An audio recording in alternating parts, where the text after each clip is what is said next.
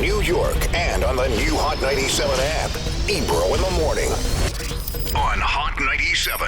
Ebro in the morning, Laura Styles, Rosenberg, our friend, Belly on the program. Yeah. What's happening, bro? What's happening? Belly up, much man? smaller. Nah, Belly. honestly, I kind of put on a couple more pounds. Really? Yeah, I missed the belly for a little bit, you know? You needed it back. I brought it back. Well, it's good branding with this album on the way. Yeah, I mean, I don't even know. I don't know, man. I've been keeping to myself a lot lately. Really? Yeah. And does that lead to eating more? Yeah, I broke my foot too. Oh yeah. And then How'd you break your foot? I moved into a new house and kicked something, man. Damn. I don't want to really get into it, but yeah, I broke my toe in 2 places and I had to go on tour in Europe. Ooh. Damn. Yeah, so I was like literally jumping off a stage and putting my walking boot on just to get around. Yo, you've been through a lot of things in 2018. You had the Coachella situation with the Yeah. security. Yeah. Then you broke your toe. Before that too, I had a lot of things going on, but I just don't really. There's things that I don't put into the public, not because my own issues I'm vulnerable about, but when someone else is involved, I'm like, I can't just air out other people's dirty laundry, like or even the things they go through, even if they affect me. And there was a lot of that going on early in the year, and a lot of things that I couldn't even talk about, in the music and shit like that. So it's been a crazy year, man. It's been a long year for sure. Well, your ability to write music and songwrite obviously propelled a lot of people to ask you for things, right? Yeah. And I'm sure how have you been balancing focus? Because your last album, Mumble Rap's fire, Thank you, man. right? Super it's a duper. fire album Thank that you. I believe a lot of people. They didn't expect it from you, so I remember championing it and being like, "Yo, this is fire." We was playing cuts on the air and talking about it, and people were just like, weren't connecting the fact that was your skill, your ability. I was like, "Nah, Belly be rapping. Like he love hip hop. Like he's trying to do this." Yeah, no, 100%. I think that's really what made me fall in love with the music in general, and just know that I could do other kinds of music was hip hop. That's what brought me into this, so. That'll always be my first love, no matter what. Was that doing that last album? Did you feel just that hip hop needed that? Is that why you went at it? Cause I needed that, bro. you needed it. I had the whole album ready, and then I was like, nah, put this on the side for a second. I needed to do it. I didn't want people to feel like that's the only world that I live in. Is like R&B records. oh yeah, I'm gonna just keep giving you guys like what you guys love to play on the radio or what I'm cool like. I feel like I got so much more to say at this point, especially in my life and my career. I'm not like, a young kid that just got into this. I've been in this game 20 years, so this for me is something different. If it's not speaking to my soul at this point, I don't want to do it, and I don't do it, real. Like, I just won't even entertain it. Have you had to tell a lot of people like, yeah, nah, I ain't doing that? Like, Oh at yeah, this point. I'm the king of that. I'm infamous, bro. Because it's like, man, if you can't get me in there with your energy, then I don't want to be in there. Your status won't get me in the room. I don't give a shit what you've done or who you've done it for. Like, don't. If we can't have like these type of conversations, I don't want to be there, bro. I don't want to. Like, I'm not like this ain't a factory. People think like music is just like, oh, I could just press a button right here and the song's just gonna come out. No. Well, so in like, other words, you probably get a lot of the people probably introduce you to other people on of like, he's written all the Weeknd stuff. He's writing on all the Weeknd's music. So people are like, oh, I want a hit. Give me a Weeknd record. Oh yeah, of course. And the thing is, like, I always mention this, is like, only the Weeknd can make Weeknd music. You know what I'm saying? Right. Like, it's been a blessing for me to go in there and see the vision and help with it however Be I a can. part of it. Yeah. Right. But you're not making Weeknd music if you're not the Weeknd, bro. Right. Stop coming to me with the shit. I need a Weeknd. You're not getting it. Go call Abel. You want a Weeknd record? Yeah, He's the yeah. Weeknd. Like, why are you calling me for? Like, I go through that with the whole writing shit. And so, like, man, it really, like, annoyed me to the point where I was like, if I don't see somebody's vision as an artist and I can't gel with them and smoke a blunt or even have a drink, whatever the case may be, and we can't just be cool, I don't want to get in the studio, bro. Just be awkward, No connection, no vibe, no. Yes, it's just weird. And then the results are trash. Always. And you don't want to be part of that, associated with that. Yeah, never. I find you. We talked about this when you did the Complex show. I find it interesting that you were so successful as a writer, and then we're known on sort of social media from all the people you know, but still in your soul feel this like need to let everyone know how dope an MC you actually are. That's not normally the order that people get into the game. Yeah, because it wasn't the order for me. You know, songwriting was like, I'll be honest with you guys, bro. I put out a song called History of Violence when I was in Canada, right? Very politically driven song. I felt like I got blacklisted, you know? What year? All these, man, I'm too high for that, man. but like, yeah, so I feel like I got blacklisted. All these years, I never wanted to stir up the pot and say no shit. So I was like, oh, you know, I had to take some time and get my mind right and all this. So, you know, just kind of, the fact is, bro, like, yo, they went to the point where I would get a club gig and the police would show up first and be like, if he plays here, we're shutting you guys down for whatever reason. And this is in Canada. Yeah, we'll find a reason. I couldn't play a club gig in Canada no more. That's the facts. You know, so that's the stuff that made me like, the first time be like, yo, I don't even want to do this no more. Like, if they could control it to this point, I don't want to do this. If I can't say the things that I want to say, then I don't want to do this. You know, so then that's how I got into songwriting, because I was like, I still want to be in the studio. I still want to make music, but obviously right now my vessel ain't the vessel that's working, so I gotta do this, you know? Give it to other people. Yeah, and when it came back around to like the passion came back in me to want to do this, yeah, I did it again. Like, it's not, you know, it's not like as systemic as people think it is, you know? Well, and that brings us to today, right? That you have this new movement, Immigrant, right? T-shirts raising money for, you know, Palestinian people suffering over there, and you've been taking care of family members and really being outspoken about what Palestinians are going through. And it's been an interesting year for both me and Rosenberg in that regard, too, because, you know, my mother's Jewish, Rosenberg's Jewish, and we've been outspoken about Israel's behavior with regard to how they're treating those Palestinian people who are, you know, black and brown folks, right, who are poor. And, you know, we feel like Israel needs to change their trajectory and take responsibility for their actions. And we need to have a larger conversation. You being Palestinian, Rosenberg being Jewish, my mother being Jewish, I'm Jewish. I think now is a good time because you're talking about a history of violence. You're talking about, you know, countries who have colonized, and Europe that's colonized the rest of the globe. You have the Western kind of behavior to poor people in other countries around the globe, right? We have what's going on in the White House right now, and just this kind of antagonizing posture, right? Will you be speaking about that on your album? 100%.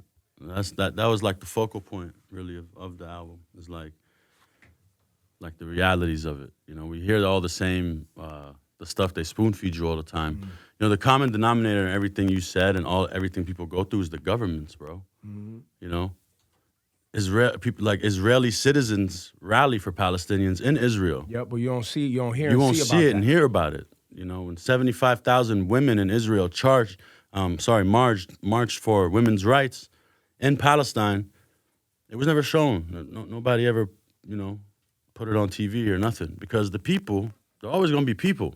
You're always going to have a good heart if you got a good heart.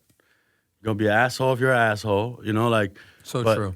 But people are going to be compassionate towards each other, and if they see some crazy animalistic behavior going on towards other human beings, they're going to be like, whoa, hold on, I'm not a part of this. Let me separate myself. We don't see that, you know, so then people want to group everything into one thing, like, oh, it's Israel. No, I'll never, ever say, yo, I got a problem with Israel. Never. It's the government. I got a problem with the Israeli government and the government that's in power currently, because I'm sure there's another party that doesn't want to see everything that this party is doing. You know what I mean? So I always put it on them. That's such an important distinction, too, because it really does. The second, even if you're Jewish, if you come out and say you don't like Israel, even me, who's very critical of the Israeli government, when people write things like fuck Israel, I'm like, fam, that makes me very uncomfortable. 100%. It gets too close to saying fuck a whole group of people, to fuck Jews. It's all too close. Say you have a problem with people. Like, I would be upset if someone said fuck America. If they said fuck Donald Trump, I'd be like, hey, okay. But don't say the entire country. 100%. Well, and it's, you know, that's why, like, I don't get offended when people say fuck America, because the government that's in play right now, that's our fault as citizens. Well, it's a portion of our. But I'm just saying, I mean, we got to own that. We don't like it, right? And we can be as outspoken as we want to, and we are, but we've allowed this to get this far. Yeah, to some degree, and some of us have. But I'd also say America is home to some of the most progressive, Of course it is. sympathetic, Of course it loving is. people in the world. Of course it is. 100%. So it's just hard. It's just when you make blanket statements as opposed to just seeing what people, because like we talked about that, there are a lot of Israelis who are not good with how Palestine's treated. And you really don't know about it. And then you have a lot of Americans who are like pro-Israel no matter what. I don't care what they did. Everything's their right to do. And it's like, you don't even go to Israel.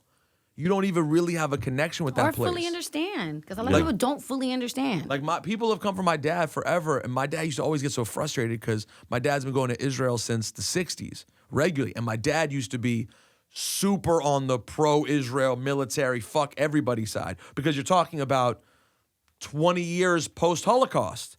It was a different mindset to have than 40 some years later. People change, you progress, the situation changes. 100%. And he used to get very frustrated because people would hate him and come for him who've literally never set foot on the land in Israel. My dad's like, I've been there 30 times. My dad could walk around Jerusalem and Tel Aviv the way he walks around Manhattan. And you're hearing about it from people whose interest in it is just an idea. They don't even love the place.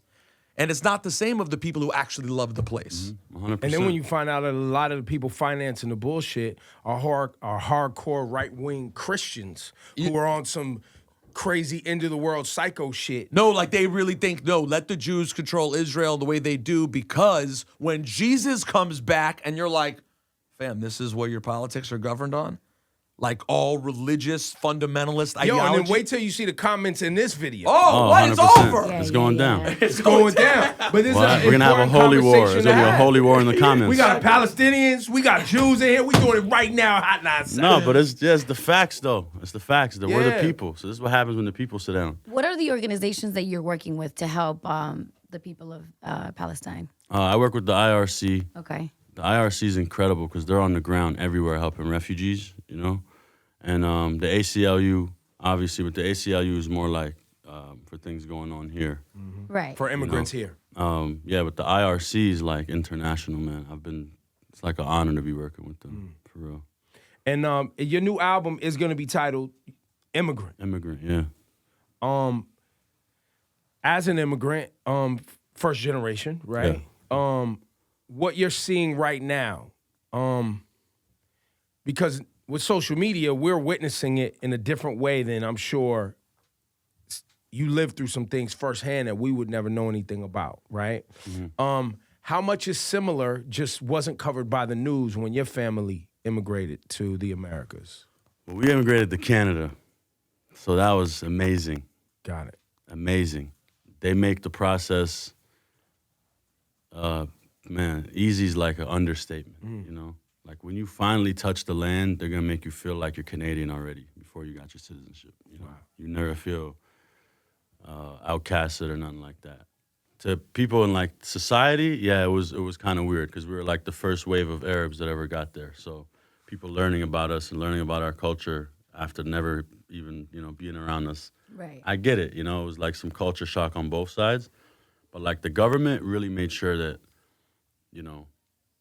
they did everything they could to make sure people were comfortable when they arrived and stuff like that, I think the big difference I see here is just the lack of compassion when it comes to... And that's leadership. That's government. Yeah, That's 100%. Of course, especially when you see all the stories about all like the Haitians and Latinos and all the people that are migrating, and you hear the horrifying stories of travel. Like when I hear you say how easy and beautiful it was when you finally made it to Canada, and then compared to my parents' story, which is bonkers.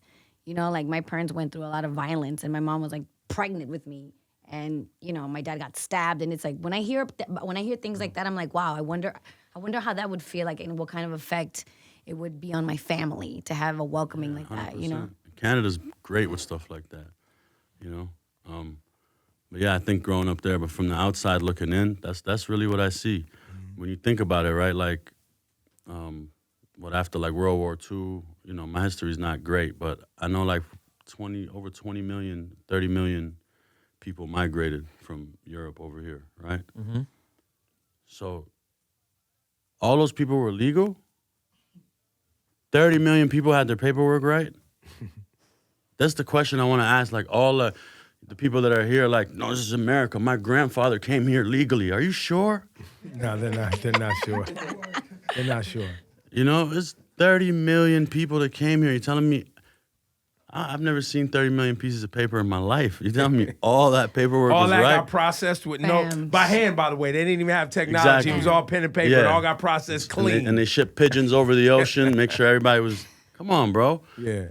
People did what they had to do to get here. They had a real situation to deal with. Absolutely. And they got here, bro. And they figured it out when they got here. And they didn't do it because they wanted to leave where they were leaving. It's necessity. They did it because they had to leave. And do remember that at first, Like, It's real. they didn't want Jews coming here. When the Holocaust started, America was like, nah, we're good. It's your problem over there. they were turning boats away. Turning I know them that away. 100%. I've So heard that before we all get really geeked up about the U.S. because of the brave soldiers that stormed the beach at Normandy later, but as a government, again, the decision had been made previously to be like, no, that's a them problem. And there are already Jews in America with their family over there. Like, yo, imagine if you were in America in 1940 and you're like, I'm good, we're in America. And then you like, you know, my brother lives in Poland and they couldn't come here, nothing. So, and then you're right, though. Eventually people found a way. And so everyone's families got here legally? Impossible. Impossible. There's no way. You know, eventually they probably figured it out and fixed things up and got things right, you know? But you're not giving people that are going through that now the same opportunity. Well, It doesn't make sense. It you know? usually there is a in America. Usually, when you follow the money or you start to see people being done wrong, the fix is always a way for a business or somebody to monetize it. You know what I mean? Absolutely. And if there's no money in it, there's no financial benefit, then people aren't welcome. If there's a financial benefit, doors is open. Right? So when you go investigate that post-World War II, there was a lot of wealth coming from places that had been destroyed by the war. So people were bringing their wealth, people were bringing their skills, people were bringing their, you know, there's a lot to bring and a lot of wealth. When you look at it now, people automatically assume that the immigrants coming now are low skill. And so they don't have any value, so they treat them like shit. Honestly, I believe it's because a lot of them are brown or black. And they don't want to increase those numbers in America because you have a lot of white people who want to keep this a white nation. Especially right now. Especially right now. Oh, That's become a thing. I'd have to concur with you on that. You have to agree. You don't have to look that far to see it. It's not being hidden very well at this point. Exactly. What is one? And then I also, don't think they want to hide it that well at this point. no, it doesn't seem like it. And then you also have to factor in good old post 9/11 Islamophobia. So they're always able to mask their rules under, well, you don't want terrorists to come here, do you? Even though, ironically, after 9/11, almost all the terrorists were from Saudi Arabia. But Saudi Arabia, the financial relationship's too good. So the U.S. and Saudi Arabia somehow always managed to stay okay. But Afghanistan, Iraq, all these other places that aren't in the same relationship, we were always there doing something. Isn't that strange? No, it's not strange. Sorry, isn't that perfectly logical? I saw your response to somebody's tweet. They were basically thanking you for your music, and they opened up and talked about how they were struggling with suicide. And I saw you answer and were open about, like, yo, I've been there. I've dealt with, mental health. Yeah. I thought it was really important because of a lot of artists. I think it's a special time. A lot of artists are more comfortable talking about mental health issues and, making their fans also feel more comfortable with opening up about what they're going through. Yeah, 100%. For me, my fans save me. That's why whenever they hit me and they're like, yo, your music saved me, I'm like, yo, y'all saved me. Like, for real. Like, I would go on the internet sometimes and someone would tell me an inspirational story like that, I'd be crying. Like, this is what I do this for, And then, I see a lot of artists starting to speak about it now. Like, I'm actually diagnosed with mental illnesses, PTSD, depression. I took medications. I did all that, So for me, it's a real issue. And Is the PTSD, is it related to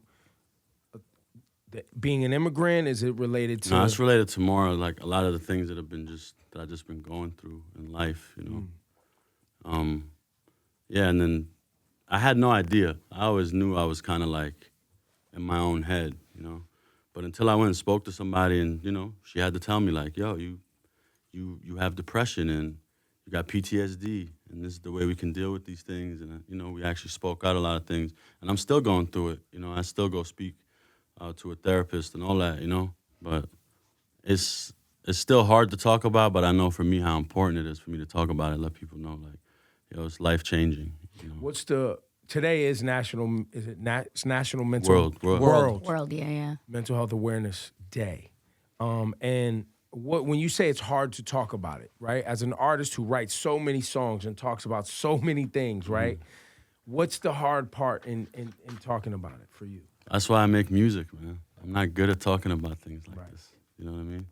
I'm not, but I'm learning to be, because it's like I understand how important it is. Just like Laura was just saying, like, yo, people hit me up and talk about these things, bro. They talk about almost taking their own lives, you know?